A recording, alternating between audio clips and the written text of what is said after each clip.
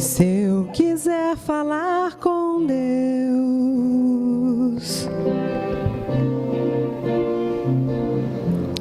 tenho que ficar a sós.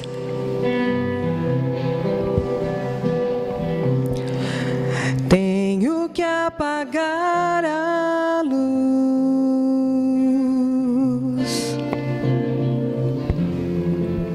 Tenho que calar a voz.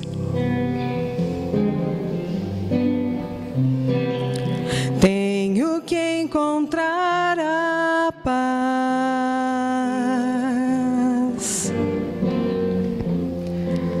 Tenho que folgar os nós dos sapatos, da gravata, dos desejos, dos receios. Tenho que esquecer a data, tenho que perder a conta, tenho que ter mãos vazias, ter a alma e o corpo nus.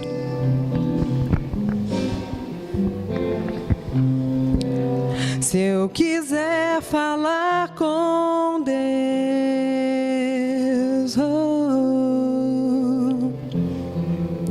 tenho que aceitar a dor.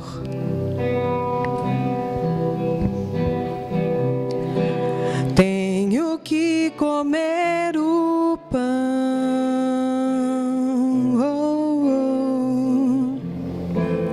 que o diabo amassou.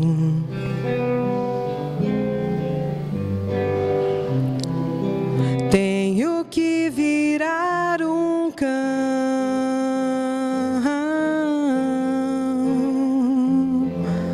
Tenho que lamber o chão dos palácios, dos castelos suntuosos dos meus sonhos.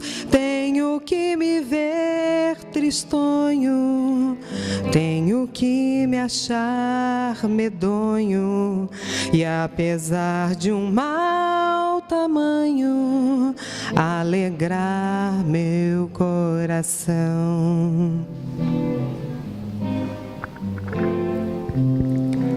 Se eu quiser falar com Deus,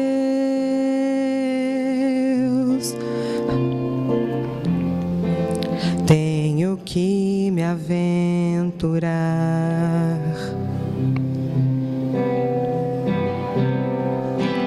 Tenho que subir aos céus,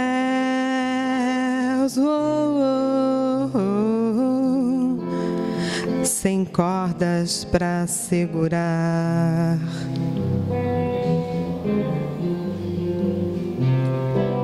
Tenho que dizer adeus,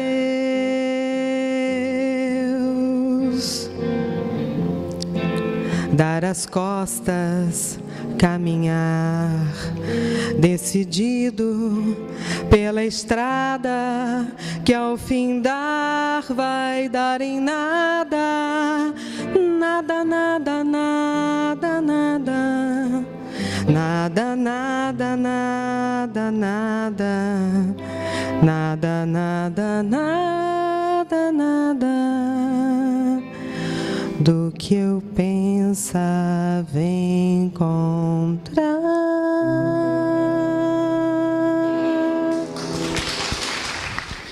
Bem,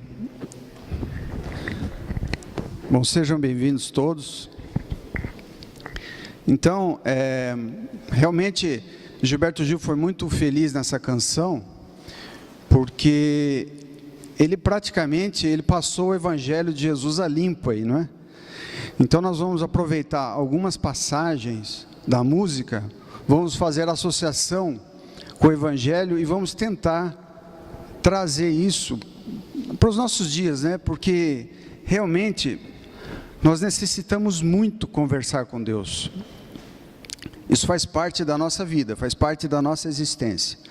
Mas, antes de mais nada, nós queremos tentar, segundo a nossa doutrina, definir Deus, mesmo na nossa pequenez, na nossa dificuldade de expressar palavras, nós vamos tentar definir o que seja Deus. Na primeira questão do Livro dos Espíritos, a resposta para o que é Deus é que Deus é a causa primária de todas as coisas e a inteligência suprema do universo. Então vejam que, por um lado, há uma dificuldade muito grande de sintonizar essa força imensa, cósmica que é Deus, não é? E ao mesmo tempo nós somos, como filhos de Deus, Ele está totalmente acessível para nós, para essa conversa que nós tanto necessitamos. Então Deus seria a fonte da nossa vida. Nós simplesmente não podemos viver sem uma conexão com Deus. É a fonte de nossa vida, é a nossa origem, é tudo para nós. E nós temos uma necessidade inata de nos comunicarmos com Deus. Mas hoje nós vamos colocar uma diferença muito grande, né? Ali está, conversando com Deus, e a figura de Jesus. Nós vamos colocar uma diferença muito grande, simplesmente da preposição. Nós vamos ver a diferença entre falar a Deus e falar com Deus. Então o Gilberto Gil nos coloca na canção um monte de exigências. Se eu quiser falar com Deus, eu tenho que fazer tudo isso aqui que vocês viram na canção. Então nós vamos ver a diferença que é falar a Deus e falar com Deus. Então essa figura, né, cósmica, essa mente universal, ela é a fonte de nossa vida. Então Ele nos deu a nossa consciência de si próprios através do, como está descrito em Gênesis, do sopro divino, que é um grande mistério para nós, né? O homem universal, o homem cósmico, é o único ser que tem consciência de si mesmo. O animal não tem consciência de si mesmo, né? Ele age pura e simplesmente por instinto. Mas o homem, desde que ele foi agraciado com a sua individualidade, com o sopro divino, desde que ele é homem primitivo, ele passou a erguer os olhos para o céu, de uma maneira diferente, como nenhum animal nunca tinha feito, nenhum primata, e ele percebeu que tinha algo mais além dele, algo mais que num primeiro momento ele deveria temer a Deus. As manifestações da natureza, tudo que ele não podia explicar, ele temia antigamente. Depois, a gente evidentemente não vai passar todas as fases, mas depois com o advento das religiões, ele foi vendo, né, amadurecendo essa maneira de enxergar a Deus, essa conexão com o Pai.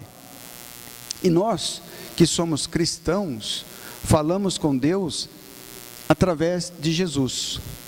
Deus, essa mente universal, essa inteligência que criou e mantém todo o universo, todas as leis físicas, biológicas, químicas, espirituais, quaisquer leis que vocês possam imaginar, não é?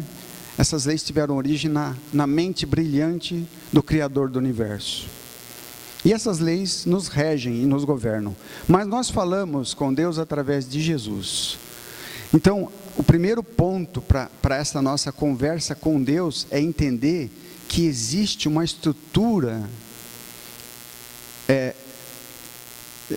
de espíritos superiores, de anjos, de santos, como queiram, de mentores, de líderes espirituais, seres iluminados, avatares, né, que fazem essa conexão nossa com Deus, fornecendo absolutamente tudo que nós precisamos para a nossa evolução espiritual.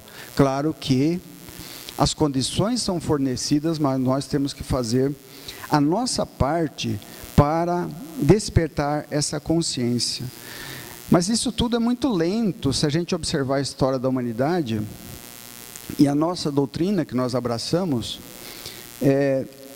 explica esse fato pela reencarnação, pelas várias reencarnações, que nos dão tempo de amadurecer e mudar a nossa relação com Deus, né? Uma relação que primeiro vem de um temor, depois de um respeito, de uma conexão e depois de uma comunhão total, quando nós atingirmos a evolução espiritual.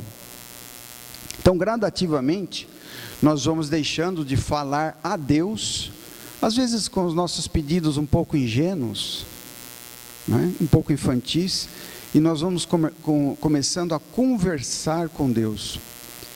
Bem, para a gente entender isso, nada melhor do que pegar a relação nossa, né, com os nossos filhos, desde bebês até passando pela primeira, segunda infância, depois a adolescência e depois finalmente a maturidade, o adulto, né? Então o bebê, no início, né, a mãe simplesmente responde aos estímulos, né? O bebê, para tudo ele chora. Se ele tem fome, ele chora.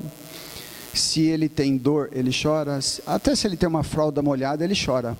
Então, é como se fosse um monólogo, né? O bebê chora, a mãe atende as necessidades basicamente. Depois, na primeira infância, a criança já começa a falar. Então ela começa a estabelecer uma comunicação diferente com a mãe e com o pai. Mas vamos dar um exemplo simples, né? Se nós deixarmos para a criança escolher, ela vai comer a sobremesa antes da refeição. E ela quer, por toda a lei, comer a sobremesa antes, porque é muito mais saborosa, obviamente.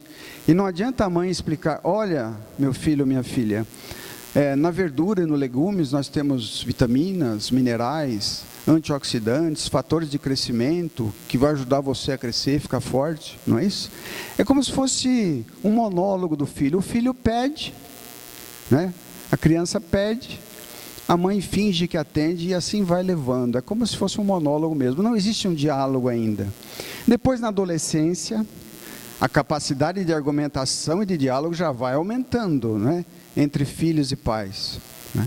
Mas ainda os pais têm que colocar limites, né? Como horário de chegar em casa, tempo no computador, etc, etc, etc. Até a necessidade de ir para a escola, não é? É muito difícil para a criança entender isso. Então eu estou dizendo que no início o próprio diálogo dos filhos com os pais é totalmente imaturo. Não é um falar com, é falar a, né? Então essa condição é muito interessante, até que na maturidade, aí sim é possível conversar quase que de igual para igual. Então agora nós vamos destrinchando um pouco a canção, para dizer como é que nós vamos deixar de falar a Deus para falar com Deus. O primeiro ponto é que na canção diz assim: se eu quiser falar com Deus, tenho que ficar a sós. E a gente lembra, né, da oração, da maneira como Jesus nos ensina a orar. Então ele sempre diz que a melhor oração é em silêncio, é em particular. Essa oração que ninguém vê, essa oração que a gente não faz para mostrar para ninguém, para dizer que a gente é fiel, etc, etc, talvez, segundo Jesus, seja a oração mais valiosa. A oração na intimidade do seu quarto, onde você, não com palavras decoradas, você diz a Jesus o que você precisa, o que você quer, e o que você está disposto a fazer no sentido dessa conquista. Orar em silêncio, orar em particular. Jesus ainda diz que o Pai sabe antecipadamente o que é necessário para cada um de nós, antes que nós possamos pedir. O que quer dizer isso, que o Pai sabe?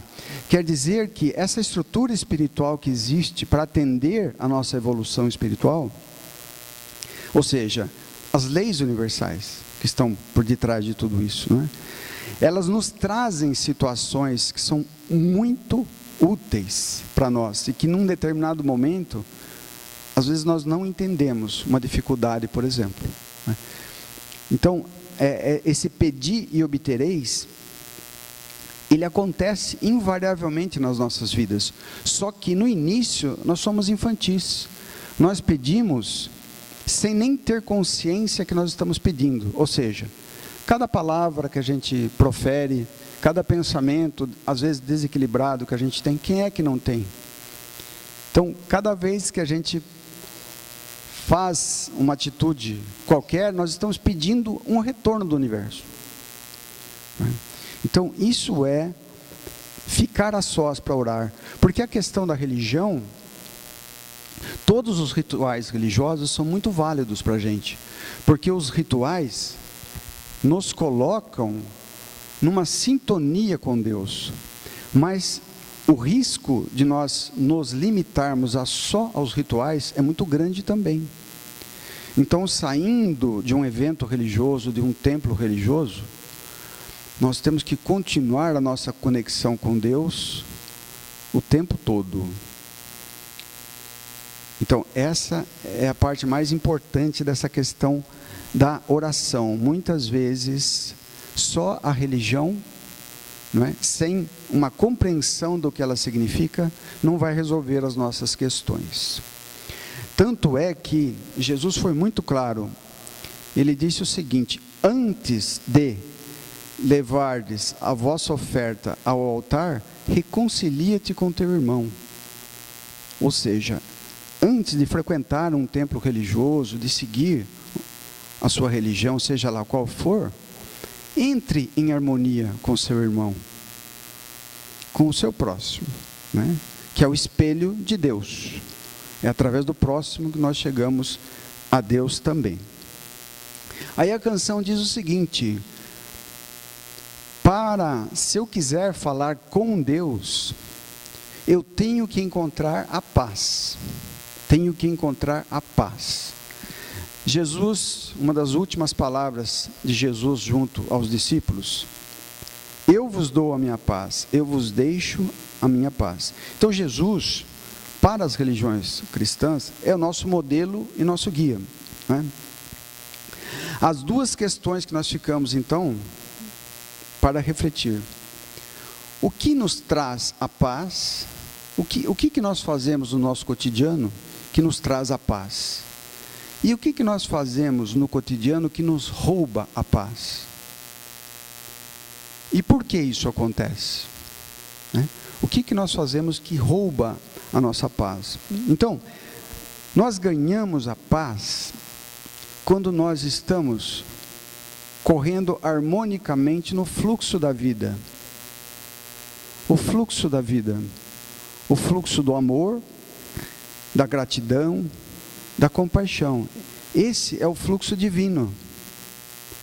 Tudo que escapar do amor, da gratidão e da compaixão, e portanto do perdão, nos tira a paz. E se nós estamos sem paz, no máximo nós podemos falar a Deus, mas nunca falar com Deus. Se nós não estamos em paz, nós só falamos a Deus. É um diálogo de mão única, porque nós nos colocamos à distância de Deus. Mas aí todos podem perguntar: mas quem é que tem paz? Olha a dificuldade da gente encontrar paz no mundo de hoje, não é? É muito difícil. Mas o mérito não está em termos 100% de paz. O mérito está na busca da paz.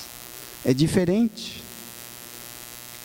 Porque parece que às vezes nós buscamos o conflito, ao invés de buscar a paz. Nós temos a opção de buscar a paz, mas buscamos o conflito. Isso passa pela nossa relação com o próximo. Mas antes, nós temos que resolver a questão nossa, interna da nossa vida. Nós temos que responder uma pergunta básica. Está escrito no Evangelho que, dito por Jesus: vós sois deuses. Vós ainda farei coisas, vão desempenhar mais prodígios do que eu mesmo faço hoje. Sede perfeito como é o vosso Pai que está nos céus. Palavras literais de Jesus. A gente acredita realmente isso? A gente acredita que nós somos essencialmente bons ou essencialmente maus? Porque enquanto a gente acreditar que na essência, ou seja, na nossa origem, nós somos maus, é assim que vai ser. Porque o nosso subconsciente, ele grava tudo que nós queremos. Então vejam como é importante, porque nós aprendemos na doutrina espírita que antes de mais nada, antes de vir o corpo físico, tem o espírito. Então o espírito constrói e plasma o corpo físico. Ora, se primeiro vem o espírito e depois o ser humano, a existência do ser humano, é porque, então, na essência, nós somos a imagem e semelhança do Pai, que é o espírito. Não é a forma antropomórfica. Deus não tem a forma antropomórfica. Mas nós temos a origem, o DNA espiritual. Então, na verdade, o que Jesus sempre tentou nos ensinar é que nós somos essencialmente bons e que nós vamos atingir a perfeição. Isso é um ótimo começo para nós começarmos a tratar o nosso próximo. E quando que nós perdemos a paz? O que nos faz perder a paz? Nós perdemos a nossa paz quando nos isolamos de Deus, quando não conseguimos falar com Deus. E por que nos isolamos? Deus é unidade de toda a rede de vida cósmica. Isso aqui é apenas um planetinha. Há milhões de galáxias como a nossa. Então, Deus é a unidade com esta vida cósmica. E nós, às vezes, nos isolamos do nosso próximo, que está bem pertinho da gente. Então, nos isolando do próximo, nós saímos fora da rede cósmica. Nós saímos da unidade divina. Então, toda vez que nós julgamos, toda vez que nós criticamos, toda vez que nós nos comparamos com alguém, ou comparamos fulano com ciclano, nós estamos irremediavelmente nos separando do nosso próximo. Toda vez que nós tentamos mudar o próximo, ou às vezes nós queremos moldar o próximo a nós mesmos, ou seja, diante de uma determinada situação, eu agiria assim, então todo mundo tem que agir assim, senão eu vou me aborrecer com o meu próximo. O que nós estamos fazendo? Nós estamos perdendo a paz, ou seja, a nossa condição de harmonia e de felicidade, nós estamos colocando em fatores externos a nós. Estamos perdendo a paz. Se nós perdemos a paz, nós nos isolamos de Deus. Então vejam a complexidade, como é difícil atingir a maturidade espiritual. Outra coisa que nós acreditamos que seja muito interessante para a nossa evolução, quando a gente pratica uma gentileza a alguém, um ato de bondade, um ato de filantropia para alguém, uma caridade, não é? Quando a gente trata bem uma pessoa, muitas vezes a gente fica na expectativa de obter o reconhecimento dessa pessoa, ou da pessoa, ou de um grupo, ou de uma sociedade. A expectativa de receber o reconhecimento nos tira a paz. Por quê? Porque pode ser que esse reconhecimento não venha, não chegue. Mas se nós temos essa expectativa, nós já perdemos a paz. Nós vamos ficar observando a reação do outro, enquanto nós fazemos o nosso ato benemérito. E aí nós perdemos a paz. Então Jesus, a esse respeito, nos diz: não deixai a mão esquerda saber o que a direita faz.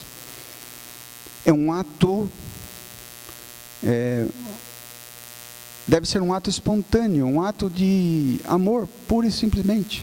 Senão é melhor não fazer, para depois ficar na expectativa do retorno. Ou até do retorno divino. Deus há de me abençoar, por isso que eu estou fazendo. Aí acontece uma tragédia ali na frente e a gente se sente abandonado por Deus. A outra coisa que nos tira a paz é nós perdermos o momento presente. Porque nós estamos ligados ao passado, através de uma mágoa, por exemplo. ou nós temos medo do que nos vai acontecer no futuro. Nós perdemos o momento presente, que é o único momento em que nós podemos modificar a nossa vida. A única semente do futuro é o presente. O passado já foi, e nós podemos recompor esse passado a qualquer momento de nossas vidas. Quem nos garante isso é Jesus. Vá, a partir de agora vá, mas não erre novamente. Vá, simplesmente vá. Os seus pecados, entre aspas, já foram sanados, porque um ato de amor encobre uma multidão de pecados. Então, o momento presente, aquele momento, né, em que o conflito brota, a gente pode remediar isso naquele momento e ser um ponto de harmonia, ao invés de um ponto de desarmonia. Isso vai nos dar paz. Aí ele diz o seguinte: se eu quiser falar com Deus, eu tenho que folgar os nós dos sapatos, da gravata, dos desejos e dos anseios. Significa como a gente se dedica a construir o nosso progresso material. Desde criancinha nós somos educados para isso. Procuramos estudar, procuramos nos destacar, frequentar as melhores escolas, depois fazer curso de aperfeiçoamento, enfim, tudo que nós fazemos, né, para depois ter uma gravata apertada, um sapato, né, bem amarradinho. E na verdade, com isso, os desejos e os anseios às vezes vão acontecendo de tal maneira que nós passamos a ambicionar quase que o inatingível, até para dar satisfação para quem nos rodeia. E isso nos tira a paz. Temos que folgar os nós dos desejos e dos anseios. Essa epidemia de ansiedade que existe na nossa sociedade é uma verdadeira crise de doenças psíquicas, não é? Que vão tirando a gente do prumo. Eu digo a gente porque em maior ou menor grau todos nós sofremos de doenças emocionais, doenças psíquicas. Ninguém aqui escapa disso. Ninguém, todos nós. É uma epidemia, porque esses anseios, esses desejos, né, tiram o propósito maior da nossa alma. E esse conflito invariavelmente acaba em doença emocional, em depressão, em bipolaridade, em ansiedade e tudo mais que nós estamos assistindo aí. Esses tesouros passageiros a que nós nos dedicamos tanto, Jesus garantiu que a traça vai comer, que a ferrugem vai destruir, que o ladrão vai roubar. São os tesouros transitórios e que nós damos tanta importância. Não é que nós não devamos olhar para a nossa vida material, mas o interessante é obter um equilíbrio que nós estamos longe de obter. E cultivar o verdadeiro tesouro, que é o tesouro espiritual. Para quê? Para que nós possamos conversar com Deus, para que nós possamos entrar em sintonia com a fonte de nossa vida. Equilibrar as nossas ações, mesmo enquanto nós estamos ganhando o pão de cada dia. E principalmente durante essa fase, né? Cultivar os valores espirituais concomitantemente. E aí nós vamos ganhando a paz novamente. E ele diz mais, ele diz: se eu quiser falar com Deus, eu tenho que aceitar a dor. E ele diz até um termo interessante aqui: e comer o pão que o diabo amassou. Eu tenho que aceitar a dor. A verdade é que ele fala obviamente aqui das provações que nós temos que passar, dos desafios, dos conflitos, das dores, né? Que todos nós, mais cedo ou mais tarde, passamos. E que às vezes parece que o fardo é muito grande, é muito pesado para nós. E nós nos sentimos abandonados por Deus. Mas a verdade é que a nossa imaturidade espiritual gera consequências em termos de leis universais. Essas leis, que são todas levadas a cabo pela espiritualidade superior, elas nos proporcionam oportunidades, né? Esses dias nós estávamos num estudo aqui, no grupo, E nós falamos da oportunidade da doença, que a doença representa, por exemplo, e da oportunidade que a cura representa. A doença nada mais é do que uma oportunidade, e a cura também nada mais é do que uma oportunidade. Só que a cura pode acontecer ou não. E por que são apenas oportunidades? Porque imagine, se uma doença gera revolta, é uma oportunidade não tão bem aproveitada. E se a cura de alguém faz com que essa pessoa volte a cometer os equívocos anteriores do período de saúde, então a cura também não foi aproveitada. Então veja que a vida, o que o universo nos traz, nada está pronto, nada está definido, depende de como nós encaramos cada coisa, a doença ou a cura. Então, tudo que pode nos gerar revolta, também pode nos gerar aceitação e até mesmo gratidão. Mas, tem um detalhe, essa gratidão nunca vai acontecer diante de uma situação difícil se nós não estivermos sintonizados com Deus. Se nós não estivermos sintonizados com Deus, é muito mais fácil vir a revolta do que a aceitação. Porque a aceitação vem de uma parte da nossa mente que é a mente espiritual, que é a mente divina. É uma sabedoria universal que está dentro de nós, né? E a nossa mente humana, essa mente racional, essa inteligência maravilhosa que o homem tem, nem sempre é utilizada em seu próprio benefício. Essa mente, ela é inteligente e lógica, mas ela não consegue sentir gratidão na presença da dificuldade, por exemplo. A mente humana não consegue sentir gratidão no momento da dificuldade. Ela não consegue entender a oportunidade que o universo está nos dando de resolver uma questão. É uma oportunidade de um aprendizado. E aí a canção diz: apesar do mau tamanho alegrar meu coração. É impossível, com a nossa mente racional, mente humana, é impossível alegrar o coração no meio de uma provação. Somente é possível isso se nós estivermos manifestando a nossa centelha divina, que está lá no coração nosso desde que somos homem e mulher. A mente espiritual conversa com Deus. A mente humana, racional, fala a Deus em monólogo. A mente espiritual, sim, essa conversa. É um diálogo de mão dupla, essa conversa.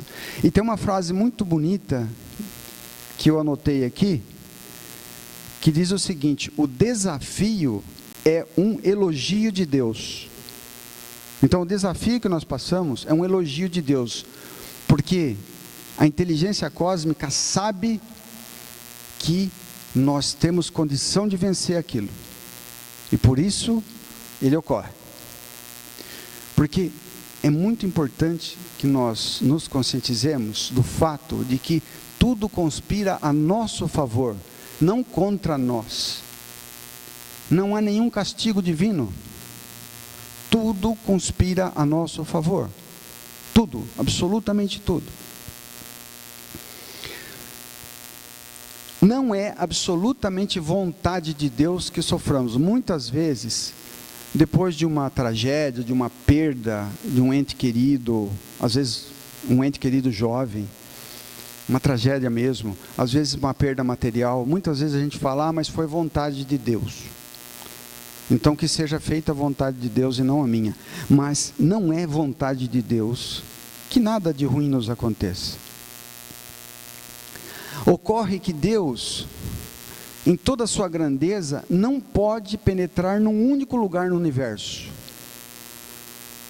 Deus não penetra em um único lugar, na decisão do homem, no livre-arbítrio do homem. Isso é um direito único e indevassável do próprio homem, decidir por si só. E essas decisões, às vezes equivocadas, que nós temos, geram reações no universo para que nós possamos aprender. Então, em geral, os maiores equívocos nossos estão em fazer ao nosso próximo aquilo que nós não gostaríamos que fosse feito a nós. Para resumir de uma maneira bem simples, não é? Então, o arrependimento, a revolta, a reclamação, o pessimismo, né, criam no nosso entorno ensejo para que o universo envie situações para nós, para que a gente possa equilibrar isso que nós desequilibramos. É como se a gente tivesse sujado um monte de louça e tivéssemos que lavar essa louça. Só isso. Não é um castigo, não é vontade de Deus. Nós sujamos, vamos lavar. Nós desarrumamos, vamos arrumar. São oportunidades que vêm para que isso aconteça. E isso acontece encarnação após encarnação, até que nós possamos despertar um dia e descobrir o nosso verdadeiro propósito de vida. Aquele propósito de vida que faz com que nós tenhamos um diálogo constante e eterno com Deus, que é sermos canais divinos para transmitir o amor, a harmonia e a compaixão do universo. Então, no momento que nós descobrimos que esse é o nosso propósito, dentro do grande palco da vida, onde cada um tem uma personalidade, cada um tem uma função, cada um tem um papel, esse papel é secundário. O papel principal, o propósito da alma, é que nós possamos ser canais divinos de manifestação do amor e da compaixão. Porque a vida não é só planetária, a vida é universal. E nós somos responsáveis aqui no planeta pelos reinos inferiores também, né? Para que os reinos inferiores, o reino vegetal, o reino animal, também possam atingir sua evolução. E nós somos principalmente a mão de Deus em relação ao nosso próximo. Ele não nos exige prodígios, não. Que nós possamos ser minimamente compreensivos, minimamente compassivos e tolerantes, e que o nosso principal objetivo seja a busca da nossa paz, sabendo que essa paz só vai ser obtida se nós estivermos em sintonia com o Criador, conversando com o Criador. Que a paz de Jesus então permaneça no nosso coração e nós perseveremos na nossa luta de vida. Que Jesus nos abençoe a todos. Obrigado.